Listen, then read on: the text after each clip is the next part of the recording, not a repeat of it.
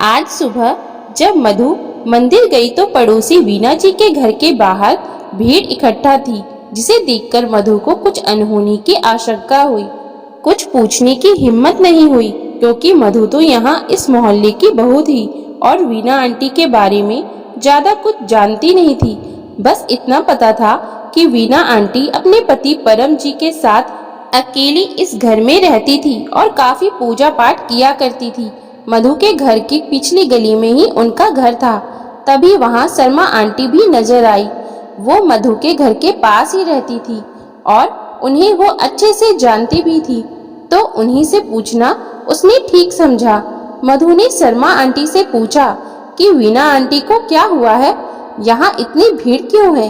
तब उन्होंने कहा, परम अंकल की कल रात दिल का दौरा पड़ने से मृत्यु हो गई है। सुनकर बहुत दुख हुआ।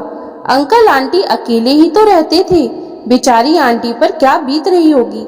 घर आकर मधु ने अपनी सास सुधा जी और पति रितेश को बताया। दोनों भी सुनकर बहुत दुखी हुए। रितेश अभी वीना जी के घर जाने के लिए ही निकला था कि बाहर पाठक अंकल मिल गए। तब उन्होंने बताया कि उनके बेटे बहू दोपहर तक आ जाएंगे। उसके बाद ही क्रियाक्रम का सभी कार्य होगा। पहली बार रितेश और मधु को ये पता चला कि उनके बेटे बहू भी थे। वाकई दोनों को ये सुनकर बहुत हैरानी हुई कि ये लोग बेटे बहू के होते हुए यहाँ बिल्कुल अकेले रहते हैं, वो भी इस उम्र में। वीना आंटी की उम्र लगभग 75 उम्र के आसपास थी, जबकि परम अंकल की उम्र 80 साल की लगभग थी। सुनते ही मधु ने सीधे यही कहा कि कैसे बेटे बहू हैं, इतने बुजुर्ग माँ बाप को यहाँ अकेला छोड़ रखा है। रितेश ने भी मधु की हाँ में हाँ मिलाई और कहा, क्या खुद का कभी बुढ़ापा नहीं आएगा जो माँ बाप को यहाँ इस तरह से छोड़ रखा है। उन दोनों की बातें सुनकर सुधा जी और पाठक अंकल मुस्कुराने लगे। पाठक अंकल ने कहा, बेटा कई बार जो दिखता है वो सच में होता नहीं। रितेश ने कहा, अंकल आप क्या कहना चाहते हो। साफ दिख रहा है कि यहाँ इतने बुजुर्ग माँ बाप अकेले रहते हैं और बेटे बहू का कोई पता ही नहीं, तो गलती किसकी है वो तो साफ पता चलता है। हो सकता है कि तुम सही कह रहे हो, पर कई बार इंसान को उसकी जिद अकेला कर देती है, जैसा कि वीना जी के साथ हुआ। और बेचारे परम जी वो वीना जी के स्वभाव के कारण अकेले हो गए। तभी सुधा जी ने कहा, वीना जी बड़ी जिद्दी स्वभाव की है, उन्हें जो करना है वो वही करती हैं, इसके आगे वे किसी की सुनती भी नहीं। वीना जी कई तरह के नियम कायदे मानती हैं और ये उम्मीद करती हैं कि उनकी बहू भी वो सब माने, जो कि संभव नहीं। इतनी सी बात पर भला कोई घर छोड़ता है।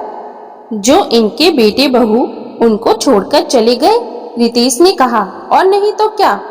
हर घर में थोड़े बहुत नियम कायदे होते ही हैं, तो उनके पीछे बुजुर्गों को अकेला छोड़कर नहीं जाया जाता।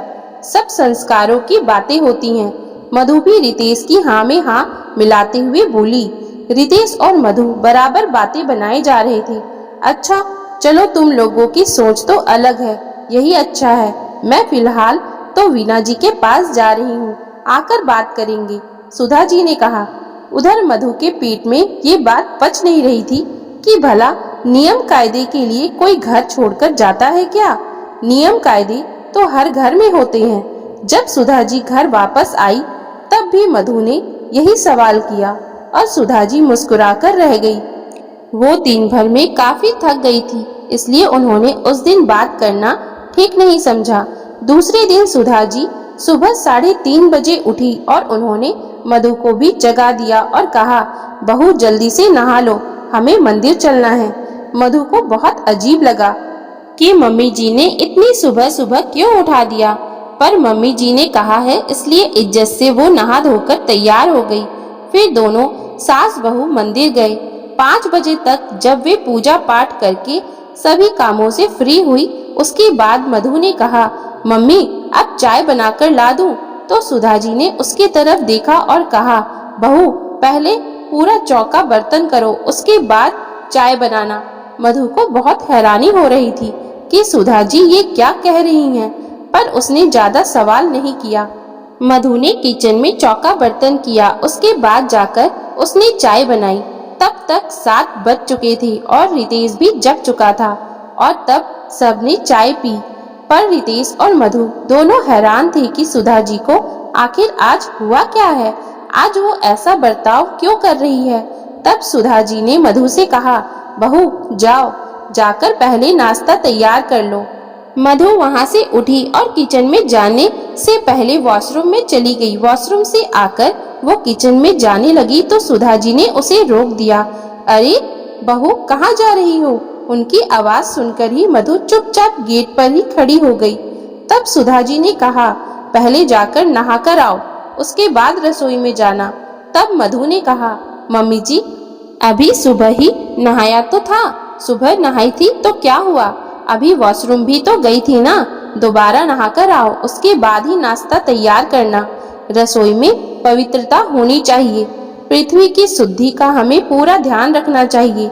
ये सुनकर रितेश बीच में ही बोल पड़ा, मम्मी आप ये क्या बोल रही हो, क्या हो गया है आपको आज? तब सुधा जी उसकी तरफ देखकर बोली, तुम्हें हम सास बहू के बीच में बोलने की कोई जरूरत नहीं है। मैं जो कर रही हूँ ठीक कर रही हूँ।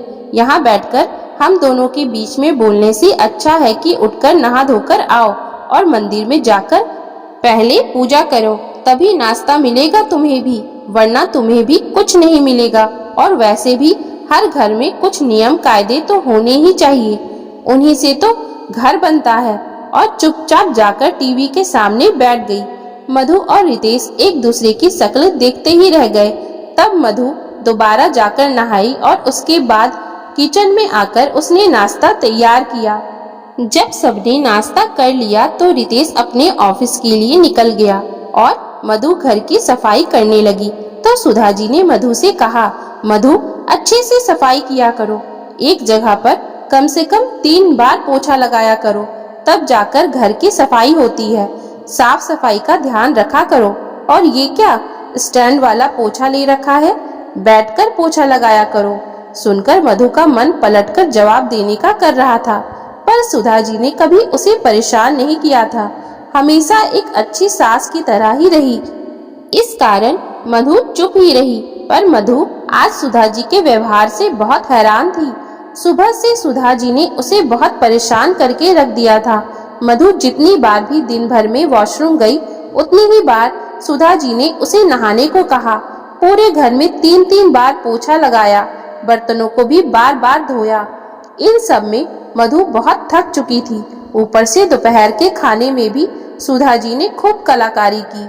शाम को जब रितेश घर आया तो मधु की हालत खराब हो चुकी थी और वो उसके सामने रोने ही लग गई।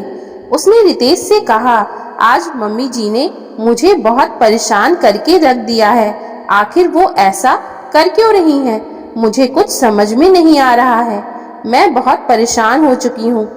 या तो तुम मम्मी जी से बात करो, नहीं तो मैं अपने मायके जा रही हूँ। आखिर रितेश सीधे सुधा जी के पास गया। पीछे पीछे मधु भी गई, पर वो दरवाजे पर ही खड़ी हो गई। तब रितेश ने सुधा जी से कहा, मम्मी आखिर आपको हो क्या गया है? ये क्या बेफिजूल के नियम बना रहे हो आप? देखो मधु तो रो ही पड़ी है, आखिर क्यों परेशान कर रही हो आप हम लोगों को? तब सुधा जी ने मुस्कुराकर कहा, बड़ी हैरानी की बात है, तुम लोग एक दिन भी बर्दाश्त नहीं कर पा रहे हो।